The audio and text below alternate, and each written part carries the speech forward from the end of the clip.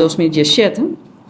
Então, na momento aí, estava tem cerca nós 24 casos de colegas que estavam guardando na bevordering ainda. Que eigenlijk estava na DRH, na papel que te awe nunca DRH werk af.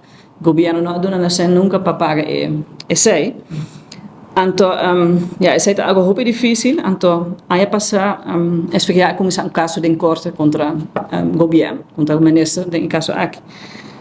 Isso é algo muito difícil. Nós esperamos que o juiz tem compreensão para nós, então lo compreende que é nota lógico para bem um sistema novo sem werk af coisa de passado, que nós não podemos assim. Nós temos esperança agora na dezembro nós escutamos que sabe basta ser mas com 3 milhões de florins para pagar payback na trabalhadora. Então, isso é nós não temos o mesmo sistema de subsídio, a cambia mesmo dia e não se é uma suma grande para cada trabalhador. Nós espera echt que o governo lo faça isso para nós também. Mas nós estamos wachten com e também seguir em corte.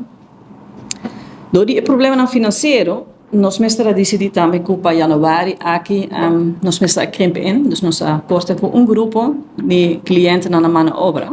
Então, de 5 lugares menos nós temos de januário de aqui, que está muito erg, pero é placa não está dando. Nós está impossível para nós para dar a mesma quantidade e qualidade de cuidado, para a mesma suma que na 2016 eigenlijk estava de menos, do que o caso na bevordering não estava afgewerkt. Dus het is bijna impossível. Então, na juni ano passado, nosso papi com o ministro, ele pediu nós para mandar oficial petição para inflação-correctie. Nós fazemos isso, mas isso tampouco nós não contesta mais over. Dus isso aí atrove está na corte, passou het bijna effectieve weigering, do que o ministro não a contestar. Dus het is heel fastidioso.